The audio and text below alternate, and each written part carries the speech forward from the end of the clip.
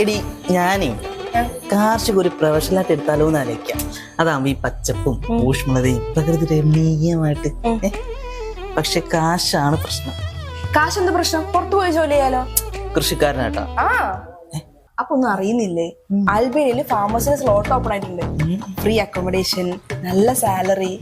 പിന്നെന്താ പ്രശ്നം? ഏട്ടന് ഇഷ്ടമുള്ള പോലെ ജോലി ചെയ്യാം. കൂടാതെ കപ്പിൾ പ്രിഫേർഡ് ആണ്. അപ്പൊ ഭാര്യനെയും കൊണ്ടുപോവാ. അപ്പൊ ചേട്ടൻ എപ്പോഴും എന്റെ ചായ കുടിക്കാ.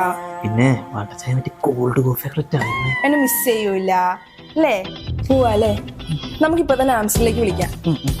അവരാകുമ്പോ എല്ലാം ഡീറ്റെയിലും കറക്റ്റ് ആയിട്ട് ചെയ്തു തരും. പോവാല്ലേ?